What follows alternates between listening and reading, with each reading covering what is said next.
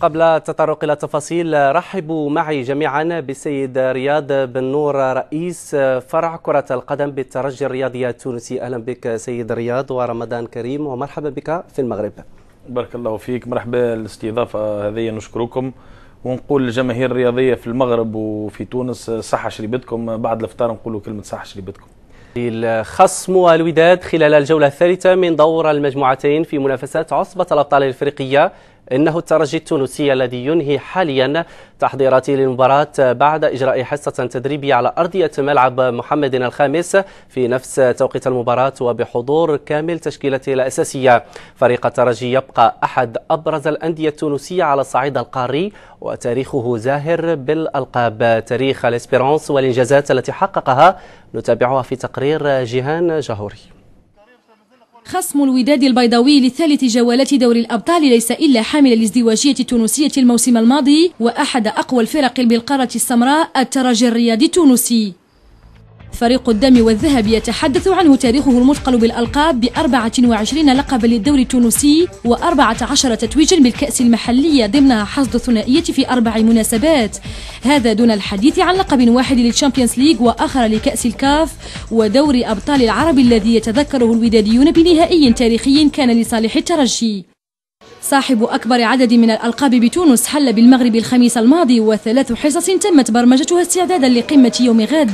مدرب الفريق نبيل معلول يبقى حذرا من بطل الموسم ما قبل الماضي، والأمر نفسه تناوله الموقع الإلكتروني للفريق في تحليل لمختلف الخطط التي يلعب بها الوداد. تنشيط الهجومي نتاع الوداد يعني على مستوى عالي جدا. الاخطر ديما يجي من الوسط، يخرج من لاعبي الارتكاز الاثنين، يعني الاخطر يخرج من لاعبي وسط الميدان يتحول للجهه اليسرى ثم يتحول معناها مباشره الى العمق الهجومي. عندهم مهاجمين اثنين على مستوى عالي جدا. فابريس اظن سريعين الاثنين، معناها يحبوا المساحات. الترجي كان حصد تعادلا بميدان مولودية الجزائر وفوزا بملعبه على حساب الأهلي، مباراة شهدت إصابة أسامة الدراجي، لكن الأمور سارت على نحو جيد بعودة اللاعب المتألق ليكون جاهزا نسبيا أمام الوداد. أسماء أخرى تعد أعمدة الفريق على غرار يوسف المساكني ووجدي بوعزي وخالد القربي والمالي كوليبالي والكاميروني نغوغ الوافد الجديد من وفاق سطيف الجزائري، هذا دون نسيان الحارس الشاب ذي ال20 ربيعا رؤوف راتولي الذي يلعب أساسيا. إن شاء الله نكونوا حاضرين يوم المباراة، إن شاء الله الدفاع متاعنا نكون حاضر. يظهر لي كان الدفاع متاعنا يكون حاضر نجموا احنا ناخذوا 3 نقاط من هنا ونروحوا فرحانين لتونس إن شاء الله. رغم ما يحيط بالترجي من أجواء التفاؤل، المهمة لن تكون سهلة أمام فريق يعيش أزهى فتراته بمختلف المنافسات، لكن هزيمة الفريق التونسي في نهائي دوري الأبطال الأخير ب5 أهداف نظيفة ذهابا وتعادل إيجابي إيابا أمام مازيمبي الكونغولي ستكون في البال تجنبا لإخفاق آخر لن يتقبله الفريق هذه المرة. سيد رياض بن نور، الحديث عن الأجندة الإفريقية يجرنا للحديث عن مستوى المجموعة الثالثة وعن حظوظ الأندية الأربعة، إن لم نقل الأندية الثلاثة، بعد تقريبا تقزم فرص المولودية الجزائرية عقب انهزامه أمس أمام الأهلي بهدفين دون رد. والله أنا ما نشارككش الرأي كي تقول لي فريق مولودية الجزائر، لأنه في كرة القدم عودتنا الكرة كون الحظوظ ما زالت وافرة، مادام معناها بالنقاط ممكن الفريق الجزائري باش يتدارك. الفريق الجزائري مازالوا له مباريتين على ارض ميدانه وواحده خارج ميدانه. انا نتخيل كونه الفريق الجزائري لو يفوز في المباريات اللي عنده في ميدانه ينجم يكون عنده شأن، حتى كان ما تعداش ينجم يكون هو العنصر الفاصل في المجموعه هذه. بالنسبه لبقيه الانديه، الترجي الرياضي التونسي، الوداد البيضاوي وفريق الاهلي المصري، يظهر لي يتساووا في الحظوظ بالنسبه للمرحله اللي احنا اليوم فيها، في انتظار ما سينجر عنه مباراه غدوه، وخاصه الجوله القادمه اللي لربما توضح شويه الامور. على كل الانديه نراها الاربعه انديه عندها حظوظها قائمه، ما نقولش متساويه ولكن الحظوظ قائمه.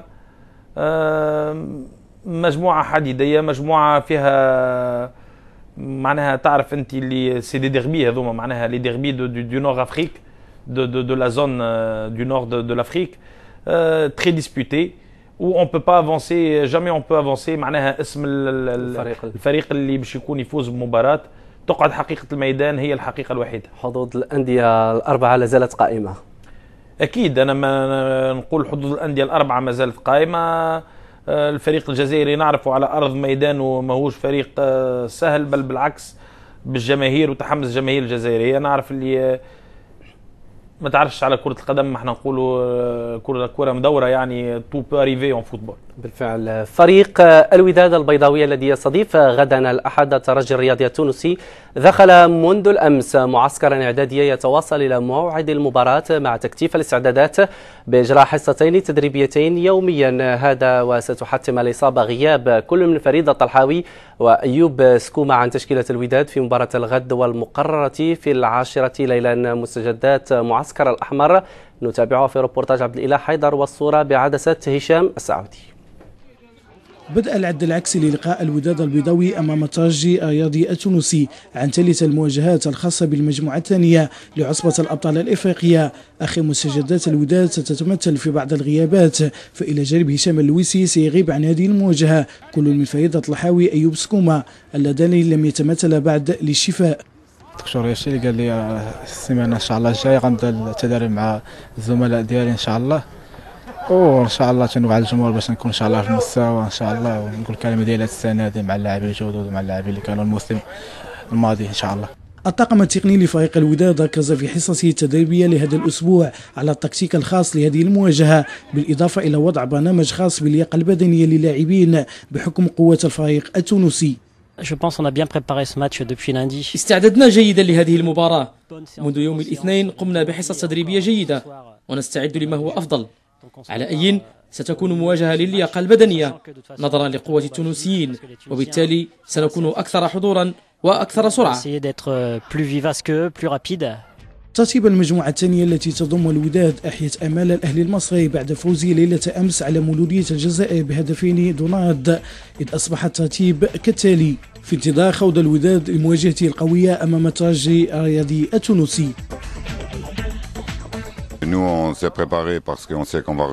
نحن نستعد لأننا نعرف أنه فريق كبير.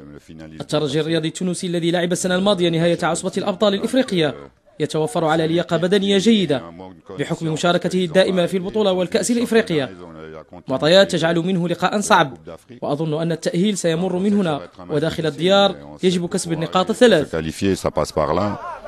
Et à la maison, il faut faire 3 points, bien sûr. ناخذوا هنا التعليمات ديال المدرب ميشيل دو كاستل، يعني اللي واخدين التعليمات، اي تعليمات اللي تيزيد علينا انه واش عطينا واحد الاضافه داخل رقعه الميدان.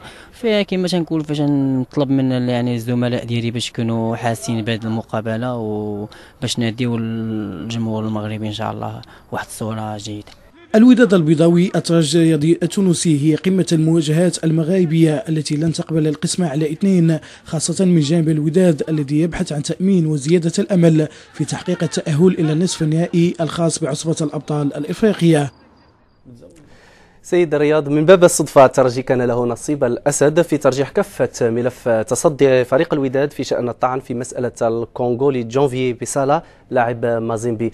اليوم فريق الوداد هو خصم الترجي، يعني انتم كفريق ما ندمتوش على هذا التصدي اللي قدمتوه لفائده فريق الوداد؟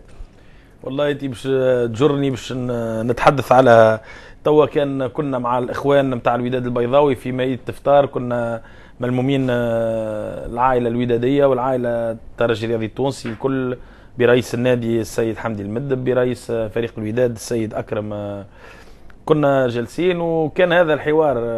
كنت اتجهت الاخ اكرم قلت له ان شاء الله ما نندموش على هذا اكيد بور بليزونتي معناها المزح، ولكن صحيح كان فما une réserve qui a été formulée par les gens tout d'abord de Simba, le club qui a joué le premier match contre le TP Mazembe, et par la suite par les gens du Wydad. Et le reste, tout le monde connaît. Il ne faut pas dire les choses أكثر من هكا نوضحوهم. احنا والفريق الوداد اخوات، والشعب التونسي والشعب المغربي قراب ياسر لبعضنا، والحمد لله من اللي جينا ما لقينا كان كل ترحاب ونعرف اللي مباراة مش تدوم بين زوز اخوات في الميدان. نقولوا هنيئا بعد المباراة، هنيئا للفائز، ونقولوا هارد لك للي باش عنده ينهزم، وهذيك لعبة كرة القدم. ولكن العلاقة طيبة وطيبة وطيبة للغاية، ودعمت في الموقف الأخير في الموضوع اللي جبته أنت في القضية. نعم، نعود إلى فريق الترجي الآن، وبعد موسم حافل بالأحداث، يعني الترجي توج بالازدواجية، لاعبون ديالو لم يخلدوا للراحة بفعل التزاماتهم بالمنافسة الإفريقية ناهيك على الأجواء الرمضانية. يعني في نظرك سيد رياض، هل يمكن لهذا المعطى أن يؤثر سلبا على لاعبي فريق الترجي؟ والله الفرق بين اللاعبين العاديين واللاعبين اللي نسميهم احنا لي كومبيتيتور. اللاعبين العاديين معناها كي نجموا يتاثروا، مي كونت اون بارل دون ايكيب لي جوار كي سون كومبيتيتور ما ينجموش يتاثروا. نحاولوا نقربوا للمستوى الاوروبي، نحاولوا نقربوا معناها لضغط المباريات. اللاعبين متعودين معناها على الريتم هذايا معناها، ونحاولوا معناها باش نكونوا حاضرين. ما نجموش معناها تكون عندنا تعلة او اون اكسكوز نتاع ضغط المباريات، لان نحسبوا رواحنا فريق محترف وفريق يحاول باش يجابه كل الضغط هذايا بطريقه. نعم. وارتباطا بالديربي المغاربي اليوم غد بين الوداد والترجي، اللجنة المنظمة خصصت ما يقارب 40,000 تذكرة للمشجعين لولوج ملعب محمد الخامس، ولإنجاح المباراة إجراءات تنظيمية تتخذ لأول مرة استجابة إلى مطلب الاتحاد الافريقي الذي سطر مجموعة من الشروط لمرور المباراة في ظروف احترافية جيدة بالنسبة لجميع المتدخلين بما فيهم رجال ونساء الإعلام. المزيد في تقرير عزيز القبلي. 39,500 هو عدد التذاكر التي طرحها فريق الوداد لمباراته ضد الترجي، إضافة إلى طرحه ل 1500 بطاقة اشتراك جديدة، فضلا عن البطاقات التي طرحت في وقت سابق وبلغ عددها 5000 بطاقة. إلى ذلك توصل مسؤولو الأحمر ببلاغ من قبل الكاف يؤكد فيه الأخير على ضرورة احترام المناطق المخصصة للاعبين والصحفيين. بلاغ الكاف أكد أيضا على ضرورة تجاوز بعض الاختلالات التي شهدتها مباراة الوداد ومولودية الجزائر، كتجاوز بعض الصحفيين للحلبة المطاطية حسب تقرير مندوب المواجهة. البلاغ أضاف أن الممر المؤدي إلى مستودع الملابس هو مخصص فقط للاعبين وبعض المرافقين الواجب حملهم لبطاقة اعتماد تبرز مهامهم بشكل واضح. مسؤولو القلعة الحمراء ولوعيهم بأهمية وقوة المباراة أصدروا بلاغا إلى كل محبي الوداد بالامتناع الكلي عن إشعال الشهب الاصطناعية وضرورة تجنب استعمال أشعة الليزر لتفادي تعرض الفريق لأي عقوبة حسب قوانين الكاف. مواجهة الوداد والترجي سيقودها طاقم تحكيمي من السيشل في شخص إيدي ماي، وهو الحكم الذي قاد مباراة المنتخب المصري ونظيره الجزائري عن إقصائية كأس العالم 2010، وبمساعدة الحكمين جيسون دامو وولتر أنديروود. الوداد يعرف منافسه جيدا، إذ سبق للطرفين وأن تواجه في نصف نهائي دوري أبطال إفريقيا سنة 98 ونهائي دوري أبطال العرب 2009، ومباراة الغد تشكل ديربيا مغاربيا جديدا لإثبات جدارة اليوم وإحياء ماضي الأمس. سيد رياض، نتطرق إلى جانب الاستشهار الرياضي والكروي، يعني بعد ثورة الياسمين هذا الجانب واش تأثر، سيما وأن نخبة من الساسة السابقين كانت لهم اليد الطولة في تقريب مساحات الشراكة بين كبريات المؤسسات الاقتصادية التونسية والأندية؟ نجم نقول لك اللي بعد الثورة المجيدة هذه صحيح اللي الفرق الكل لقات صعوبة في موضوع الاستشهار، بما أنه معناها كرة القدم كل المؤسسات كي ما تأثرتش بنسبة 100%، تأثرت بنسبة معينة من الثورة، وهذا عادي. معناها هذوما تضحيات اللي يلزمنا الكل نقدموا عليهم ونقوموا بهم كأندية رياضية كمؤسسات في سبيل إنجاح ثورة الياسمين كما سميتها.